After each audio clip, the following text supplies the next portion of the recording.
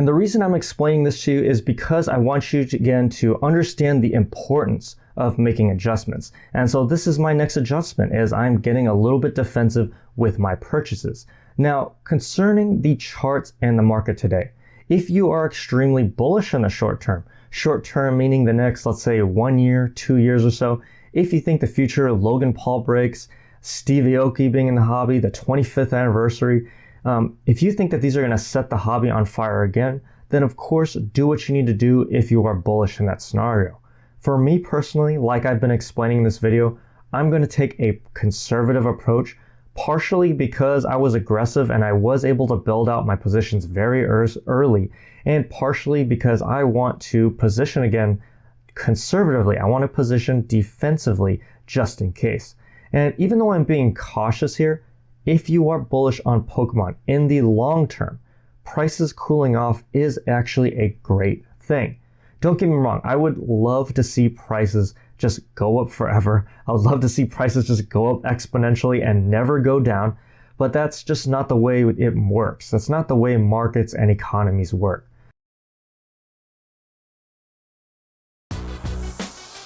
It has now been almost a year and a half since I made the video on this channel stating that I was switching to a defensive mindset in the hobby in Pokemon. And out of all the videos that I had made on this channel, that one might be one of the most important videos that I had made and one of the most important statements that I had made on this channel. Because obviously, if we've looked at what the hobby has done in the past year and a half, we have seen prices come down considerably. We've seen a massive cool down of the hobby, and things are just not quite the same as they were in 2020 and early 2021. If this is your first time here, I'm Kakashi with Kanto Capital, and I occasionally make videos talking about my Pokemon card collecting and investing journey. And the reason I decided to come in and make a video today and to bring you this information is that obviously things are really tough right now. If we look over at vintage, a lot of vintage cards are down massively from the peak. Things like the base set unlimited PSA 9 Charizard are down somewhere around, I think, 80-85% from the highs. I haven't checked the price recently, but I know it's still down quite a bit from that $5,500 high. A lot of vintage is down. A lot of modern cards have come down from the peak. And then we look at cards even that are released today. A lot of times they do start out at somewhat elevated prices, but we see the prices pretty much drop almost instantly right after release. Sometimes it only takes maybe 3 to 7 days before we see prices really start to come down. And of course, we see it stagnate or continue to drop from there. If we look at some of my favorite cards on this channel, like the Amazing Rares are now down somewhere around 95% from its initial release prices. So just looking at everything, whether it's modern or vintage or Japanese, the hobby's just really in a really tough place right now. And that's put a lot of collectors and investors in a very tough situation. Now, before I go further, I want to let you know that I know this sounds like a doom and gloom video. This is not going to be a negative video, but let me explain. You see, I started buying and investing into Pokemon cards. And when I started doing this, I jumped into everything. I really did. I bought vintage cards, I bought graded cards, I bought modern cards, I bought sealed product, I bought single cards that are ungraded, I bought promos, Japanese promos. I pretty much dove into every sector of the hobby, just about everything. And I did this primarily for two main reasons. First is that I wanted to diversify my overall investments. And this was just based on everything that I had seen transpiring over the last 5 and 10 years. And I felt like I needed better diversification outside of my usual asset classes.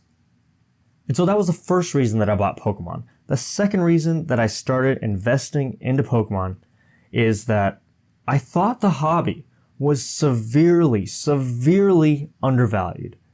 I did my market analysis. I looked at the hobby. I looked at the brand. I looked at overall markets, not just in stocks and real estate, but in the collectible marketplaces and just the overall social landscape. And I felt like Pokemon was severely undervalued.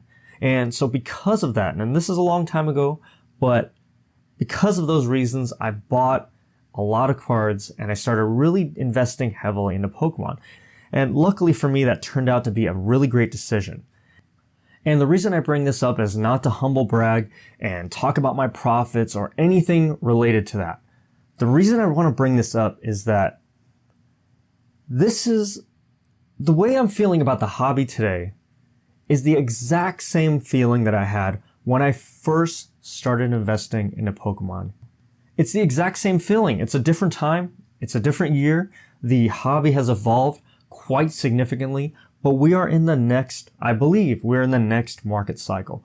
We're back in that same period where everyone's negative, where nobody believes in modern, where people are not really sure where the hobby moves from here, if prices can really continue to increase from here. Is this the best that the hobby will ever see from this point?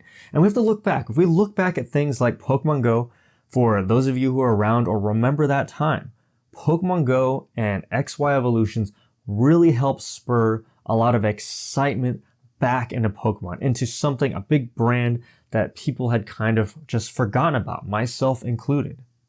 And what people said back then after is just, we are never going to have something that big again. We're never going to have this Pokemon Go excitement ever again. And then suddenly 2020 happens. We had shortages, we had Logan Paul, and the next thing you know, Pokemon is popular yet again. The prices are booming yet again. And now that we've come back down from that excitement, we are questioning, or the hobby and a lot of the public is questioning once again, where do we go from here? Can the prices continue to rise? Will the hobby continue to grow? Will the popularity of Pokemon continue to be where it is? Or is this it? Is this the best it will ever be? And the way I see it, again, I have the exact same feeling. This is it. This is the same feeling. This is the same bearishness. This is the classic market cycle. The way I see it, there are so many things in the hobby right now that I think is just stupidly cheap. I cannot believe how cheap some things are. In fact, I remember sharing with my patrons several months ago. I shared with them some deals on booster boxes, and I remember this part vividly. There was other boxes that were also very cheap, but the one that I specifically remember was Evolving Skies at $80 a booster box. Evolving Skies was at $80 just several months ago. And that example, Evolving Skies booster boxes sitting at $80 at a big retail store, is just the epitome of what I'm talking about with prices being irrationally cheap. And of course, those prices are not there anymore. Those boxes at $80, of course, are long gone. But the point remains that there are exceptional deals that can be found if you keep your eye out, if you're looking, and if you don't fall into the bearishness that we are in the hobby right now. And if you really think about it, the prices in the hobby are the lowest that they have been in years. Yes, we're in 2022, folks. So if you've been in the hobby since 2020, if you joined during the massive hype phase, this is the cheapest that prices have been in the hobby for years. And I'm not sure how this is all going to turn out. Maybe I am the biggest Timmy of them all, but I have that same feeling that I think the hobby is just so cheap right now, and the upside is just so good, it's irresistible at this point. And we just have to keep in mind that the reason that I can still say that I'm in profit today on my investments is because I was buying at times like these, like today, when everyone is negative and when prices are cheap. This is just like the times before at 2020, and before then, it's all the exact same story, just like before. I'm seeing deals all across the hobby, just like before. Now, do I know the future? Of course, I have no clue what's going to happen. I don't know the future. Please question anyone who tells you that they know exactly what is going to happen. But if you want to have any chance of success of investing into Pokemon, these are the times. This is it. You can't ask for more than prices being down 80 to 90, 95% off. The hobby is still growing. Pokemon is still incredibly popular as a brand. All the fundamentals in the hobby are stronger than they have ever been. Prices are down and the fundamentals are great. That's all you can really ask for. And don't get me wrong, it might be a bumpy ride, prices might continue to drop from here. That is very possible, and it could be a little bit of an ugly ride for a while. But as far as I'm concerned, this is it. This is it for me.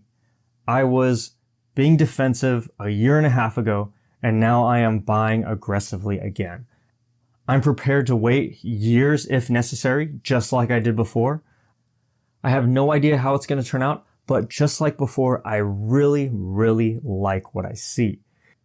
And I think that what's going to happen is that a few years from now, we're going to look at sets like Evolving Skies the same way we look at things like Cosmic Eclipse.